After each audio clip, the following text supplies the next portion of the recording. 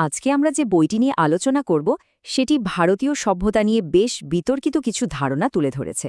চলুন এই জটিল বিষয়গুলোকে একটু সহজ করে বোঝার চেষ্টা করা যাক।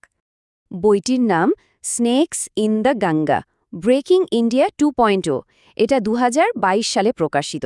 তো এর মূল বক্তব্যটা ঠিক কি, চলুন গভীরে গিয়ে দেখা যাক। বইটির মুখ বন্ধেই দেখুন কি বলা হচ্ছে, যে এটি নাকি একটি সভ্যতার গতিপথ বদলে দিতে পারে। তো এত বড় দাবিটা বুঝতে হলে আমাদের এর মূল যুক্তিতে যেতে হবে। লেখকরা এখানে ব্রেকিং ইন্ডিয়া 2.0 নামে কিছু শক্তির কথা বলছেন। তাদের মতে এই শক্তিগুলোই নাকি ভারতের ভিত্তিকে ভেতর থেকে দুর্বল করে দিচ্ছে। লেখকরা তাদের পুরো যুক্তিটা সাজিয়েছেন 4টে ভাগে। তারা নিজেরাই এগুলোকে বলছে 4টে বড় গল্প। তো চলুন এক এক করে সেই গল্পগুলোই শোনা যাক। এই ছবিটা দেখলেই ব্যাপারটা পরিষ্কার হয়ে যায়। তাদের যুক্তিটা অনেকটা সিঁড়ির মতো, ধাপে ধাপে ওপরে উঠছে।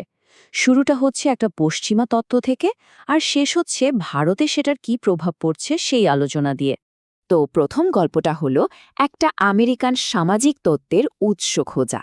লেখকরা বলছেন এর শেকড় আসলে ইউরোপীয় মার্ক্সবাদে। তাদের মতে দ্বিতীয় বিশ্বযুদ্ধের পর দুটো বড় ধারণা, একদিকে জার্মান ফ্র্যাঙ্কফার্ট স্কুলের মার্ক্সবাদী বিশ্লেষণ আর অন্যদিকে ফরাসি পোস্ট মডার্নিজম, এই দুটোকে আমেরিকায় নিয়ে গিয়ে একটা নতুন রূপ দেওয়া হয়।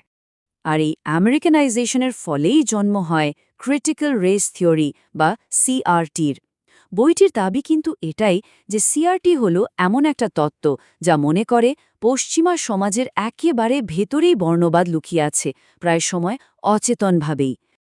এখন এই সিআরটির সাথে ক্লাসিক্যাল লিবারেলিজমের একটা বড় সংঘাত আছে বলে বইটিতে দেখানো হয়েছে। যেমন ধরুন, লিবারেলিজম বলে ব্যক্তির অধিকার আর সুযোগের সমতার কথা, কিন্তু লেখকদের মতে সিআরটি জোর দেয় গোষ্ঠীর অধিকার আর ফলাফলের সমতার ওপর, যাকে বলা হচ্ছে ইকুইটি, মানে সবাই যেন একই জায়গায় পৌঁছায়, শুরুটা যেখানেই হোক না কেন। আচ্ছা, এই তো গেল প্রথম গল্প। এবার আসা যাক দ্বিতীয় গল্পে।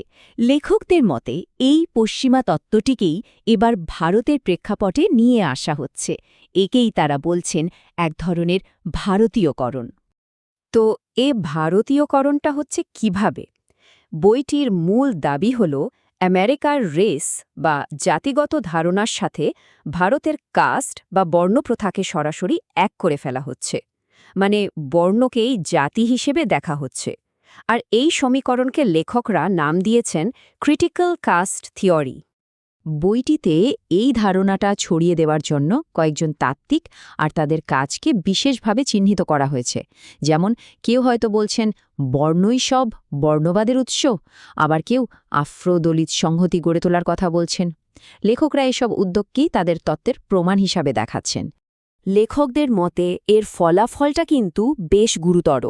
তাদের যুক্তি হল এই নতুন ফ্রেমওয়ার্কটা সরাসরি ভারতীয় সভ্যতার মূল স্তম্ভগুলোর উপর আক্রমণ করছে। সংস্কৃত ভাষা, গুরুশিষ্য পরম্পরা, দেবদেবী, উৎসব, এমনকি পারিবারিক ব্যবস্থা, সব কিছুকেই নাকি টার্গেট করা হচ্ছে।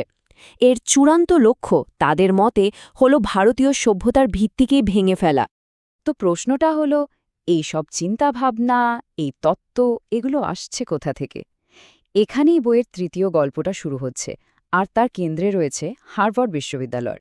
লেখকদের মতে হার্ভার্ডই হল এই ক্রিটিক্যাল কাস্ট থিওরি তৈরি আর তাকে একটা অ্যাক্টিভিস্ট আন্দোলনের রূপ দেওয়ার গ্লোবাল হাব। বইটিতে অভিযোগ করা হয়েছে যে হার্ভার্ডে নাকি কৃষ্ণাঙ্গ আমেরিকান আর দলিত অ্যাক্টিভিস্টদের এক ছাতার তলায় আনা হচ্ছে।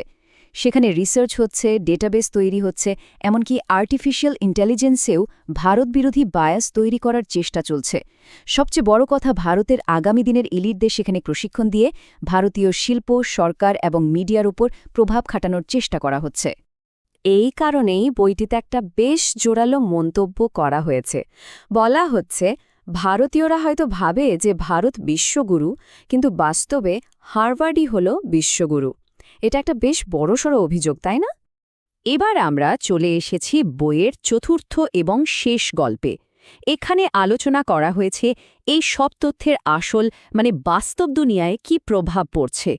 এই সম্মিলিত প্রভাবকে লেখকরা নাম দিয়েছেন ব্রেকিং ইন্ডিয়া 2.0। পুরো বিষয়টা যদি সংক্ষেপে বলি তাহলে দাঁড়ায়, লেখকদের মতে মার্ক্সবাদের একটা নতুন রূপ পশ্চিমা দুনিয়া থেকে এসে ভারতের দলিত আন্দোলনকে প্রভাবিত করছে। তারা উচ্চবর্ণের ভারতীয়দের শ্বেতাঙ্গদের সমতুল্য হিসেবে দেখাচ্ছে। এই পুরো কর্মকাণ্ডের কেন্দ্রবিন্দু হিসেবে হার্ভার্ডকে দেখানো হচ্ছে, আর বলা হচ্ছে যে এর পেছনে ভারতীয় ধনকুবেরদেরই অর্থ রয়েছে। আর এর চূড়ান্ত লক্ষ্য হল ভারতের বৈদিক সংস্কৃতি আর সভ্যতার ভিত্তিকেই ভেঙে দেওয়া। বইটির মতে ভারতের এলিট সমাজ এই বিষয়ে প্রায় কিছুই জানে না। এই ছিল স্নেকস ইন দ্য গঙ্গা বইটির মূল যুক্তিগুলোর সারসংক্ষেপ। লেখকরা এখানে একটা গভীর ষড়যন্ত্রের ছবি আঁকার চেষ্টা করেছেন, যাকে তারা একটা সভ্যতার বিরুদ্ধে বৌদ্ধিক যুদ্ধ বলছেন। বইটা শেষ হচ্ছে একটা বড় প্রশ্ন দিয়ে, একটা উস্কানিমূলক চিন্তা। প্রশ্নটা হলো, এই ধরনের অহংকারের লড়াইয়ে না গিয়ে আমরা কি বরং মানবিক চেতনাকে আরও উন্নত করার দিকে মনোযোগ দিতে পারি? এটা হয়তো একটা ভালো পথ হতে পারে।